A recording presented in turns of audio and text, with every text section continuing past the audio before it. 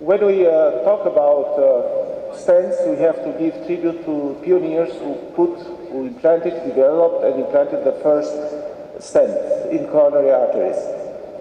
Here you see Dr. Sigwart, who was very intensively involved in the realization of the stent project, and he, with Puel, they implanted the first stent implantation in the coronary arteries in 1986. And the stent was the wall stent. For many years, it was thought that the stents are equal, they don't have differences in performance. It took a long time until we started to understand the factors that impact on the outcomes after coronary stenting. 2000, it was this article published, ISAR Stereo, it was the first randomized trial looking at the effect and the impact of the strut thickness on the outcomes of patients having received coronary stents. And you see here two kinds of stents. One, very thin, 50 micron, and the other one, multi-link duet, 140. Both of them had the same design, and the main difference was in the strut thickness. The strut thickness was associated with differences in outcomes. As you see here, restenosis was much lower for stents with thinner struts, and also revascularization rate after the placement of the stent was much lower for the multi-link stent, which had a very thin strut. It is clear that less metal stimulates also the dreams of getting rid completely of the metal. And we have very good examples showing that after the resorption of the polymer scaffolds, you see a very good lumen of the vessels. But on the other side, we have now the results of many randomized trials comparing the bioresorbable vascular scaffolds with standard conventional drug-eluting stents. And here is pooling of 7 trials with more than 5,000 patients, and you see the comparison here. You see that the odds ratio in favor or in disfavor of the bioresorbable vascular scaffold is increasing over the time, both for target lesion failure and for stent thrombosis. That's why, although the initial results were very good, people were disappointed by the long-term results achieved with these devices. Now, the second factor that might impact the outcomes after coronary stenting was also the surface of the stent. We focused on the investigation of the role of the surface in patients receiving coronary stents, and the first thing we did was to look at the very polished surface achieved by gold plating. To our disappointment, we saw that having stents, the same stent, plated with gold, having a very polished surface, you get bad results, clinical and angiographic. So in both cases, patients having received the gold stents had also shown a higher rate of revascularization, a higher rate of restenosis. We looked at our experience with different kinds of stents and saw the risk of restenosis connected with the stent type. You see here, the best stent was multi-link stent, and the worst stent in terms of performance was the gold-plated inflow stent. As I said before, multi-link stent was the thinnest strut stent, but on the other side, it had also another property. It was the least polished stent. This induced us to look at the value of the surface modification in the results after coronary stent implantation. We did a relatively small trial with 200 patients randomized after changing the surface, after creating a microstructured surface of the struts, and compared the same stent design, but on the other side, very well polished. There were no cases of stent thrombosis for this small series, and you see a very strong trend to have a lower restenosis rate with a macrostructured surface of the stent. We know also from the preclinical data that microstructural stent surface is associated with better endothelialization and is associated also with less neointima. On the other side, with respect to drug-eluting stent technology, the microstructural surface increases the drug reservoir capacity, enables reduction of the needed polymer quantity in drug-eluting stents, enables also very good performance of polymer-free drug-eluting stents, and it is adopted by several drug-eluting stent manufacturers such as Transluminal Therapeutics, Brown, and Biosensors. 2002, we saw the publication of the first results of randomized clinical trials with permanent polymer drug-eluting stent.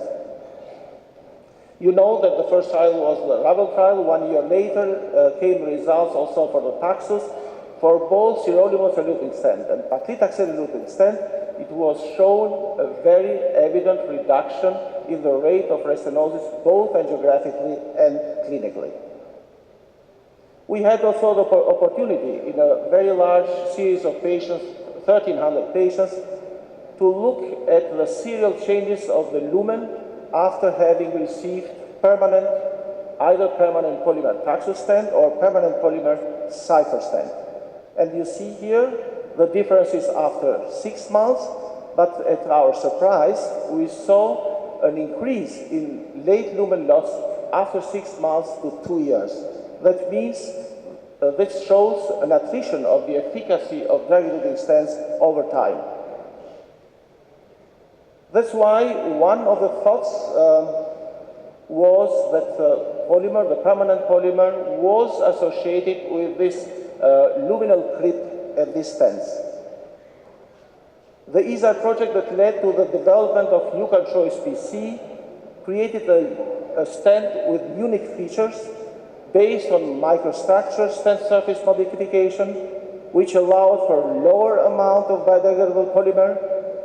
The stent was strong of rich preclinical investigation and also strong of long-term 5 years data against current standard permanent polymer drug-eluting stent. We know other trials also that had looked at biodegradable polymer-based drug-eluting stents, but the comparison was with first-generation drug-eluting stents. And this is true for the leader styles, for biometrics against Cypher. It is true also for the sort-out trial that compared the biodegradable-based drug-eluting stents with first-generation drug-eluting stents. But there are no trials with long-term follow-up, 5-year follow-up, that compare these devices with standard conventional drug-eluting stents based on permanent polymer that we are using now. This was the first preclinical work. You see here the microstructured surface of the stent, which is more polished after coating it with the drug and with the biodegradable polymer. We looked also at the kinetics of the elution kinetic of sirolimus with the stent, and you see that having a biodegradable polymer, it slows down the release kinetics of sirolimus. We had also very good vessel wall concentration of the drug with it as compared with much less if biodegradable polymer was not used. We have also very good results in terms of endothelialization of this stent. Also, the inflammation was low, comparable to the bare metal stent. The first proof of concept trial was the ESA Test 3 trial, which compared 3 types of stent. The first one was sirolimus-eluting, but without polymer at all, and you see a late loss of 0.47. The second one was the Cypher stent with a late loss of 0.23, and biodegradable polymer-based sirolimus-eluting stent with a late loss of 0.17. The trial was including 605 patients. The results reflected the same pattern also when you look at the restenosis, angiographic restenosis, and clinical restenosis. After that, it came to the pivotal study of the UCAN Choice PC stent ESA Test 4 trial, which results were published 2008. It was a very large trial with 2,603 patients, which compared this kind of stent, biodegradable drug-eluting stent, with two standard stents, Cypher and Science stent. 1 year results were remarkable in showing that very good results for both platforms. We have the chance to look at the 5 years results and compare the biodegradable polymer-based UCAN Choice PC with the Science stent, and you see here up to 5 years, no difference at all between them. If you look at the stent thrombosis results, the best of the three stents up to 5 years was the UCAN Choice PC with a very low 1.2% of stent thrombosis rate during this long period of time. But the best way might be to eliminate the polymer at all, and we saw very good results at 2 years for the polymer-free drug-eluting stents, although the results at 6 months were not that good, were comparable to Taxus, but were inferior to Cypher. But you see the difference between the permanent polymer and the polymer-free drug-eluting stent, which shows a constant result after 6 months. The results remain stable. But the problem with the polymer-free drug-eluting stents was the very fast release kinetics of the sirolimus.